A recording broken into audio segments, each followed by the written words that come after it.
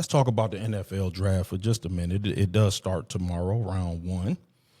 The ESPN mock draft actually does have the Lions taking the young man that I prefer at tackle, Caden Proctor. Okay.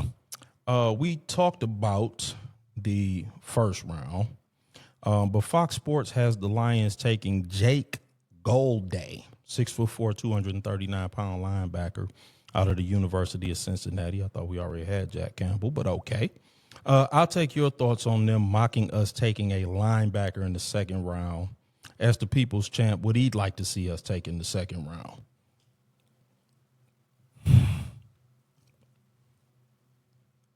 Second round, man, I think we need an edge rusher.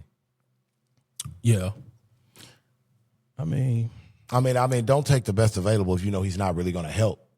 You know, you get what I'm saying? Like, if you've done your homework and they're the guy, if you got your list of guys, and if one of those guys are there, then I think you take them, because we can't go through another season of Aiden Hutchinson doing his best Robert Porcher impression.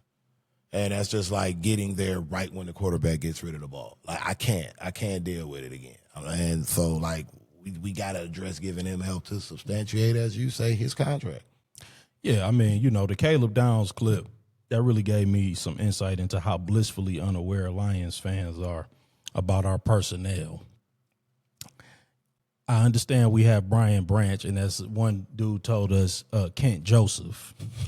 So, shout out Kent Joseph, whoever the hell you are. But let me help. Let me help some of my blissfully unaware Lions fans. Brian Branch tore his Achilles on December 4th. Okay, that's December 4th, 2025. What week is that? Week 14. Jason Tatum, an NBA player, just returned from an Achilles rupture after 298 days. And that's considered nothing short of miraculous. For a football player, the timeline for an Achilles rupture is 340 days.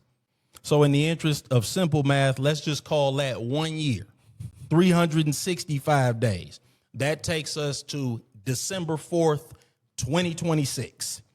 That is roughly week 14 of the football season in an 18-week season. That's the timeline. But if you want to be optimistic, let's just say week 13. And that is him returning to football activities. That's not even him getting back onto the football field. Yeah. So let's just say, for those of us who live in reality, he's out for next season. Let's move on to Kent Joseph. A quick Google search will inform you. I'll just read this verbatim. Detroit Lions safety Kirby Joseph is dealing with a chronic knee injury that caused him to miss significant time in 2025 and requires ongoing management, making his status for 2026 uncertain. We could be starting the 2026 season with Chuck Clark and Avonte Maddox as our starting safety duo. And we talking about drafting Jack Campbell 2.0 in the second round. Now, we gave up 7.3 yards per pass, which is 9th worst. And we gave up 31 passing touchdowns, which was 6th worst. And we lost a guy who was second on the team in sacks last year.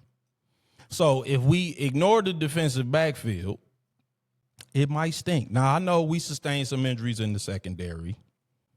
And, we was deep into the practice squad last season looking for replacements. And I understand we signed some guys for depth. And, I guess some of them are going to be starters.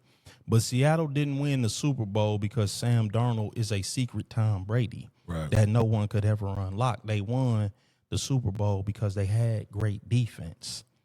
And that's the tried and true method. Right.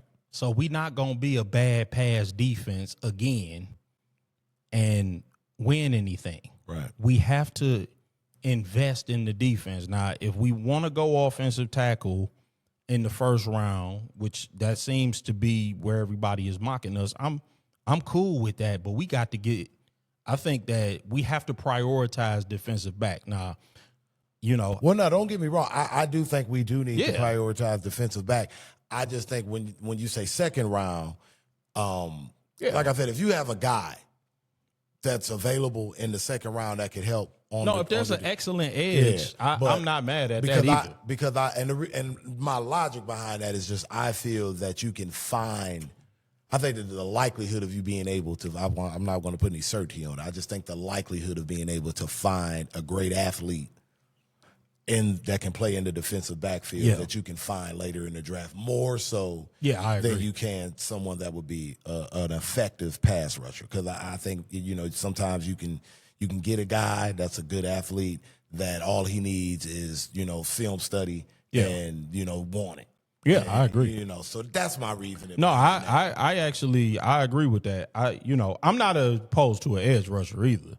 I'm just talking about the defensive backfield in general. Right. I think we need no middle linebacker. We need no middle linebacker. Jack Campbell 2.0, I'm not interested in. And we love Jack. We're fine with Jack. No, Jack Campbell, we got him. Yeah, we're fine with Jack. We have a Jack Campbell. We don't need two. We don't need another Jack Campbell. That's I guess the point that I'm making. And I don't know if they think that if this Golday can be an edge, I think that might be the thought process that they might be able to turn him into that. I got 24 hours to do some digging on that theory. Chuck Golday, and I'm not knocking. I'm sure the guy is a good football player, but I'm just like, I agree with you. Like drafting the best player available when you have needs. I'm like, because what if the best player available is a wide receiver? Right. You have a top 5 and offense. we've done that. Lord knows we've done that. We 3 have. years in a row. And it didn't work out. 4 scores and some years ago. We need to get the things that we need in order to fill out the roster. So, that's where I am. So that's what I'll be looking for in the first round and beyond.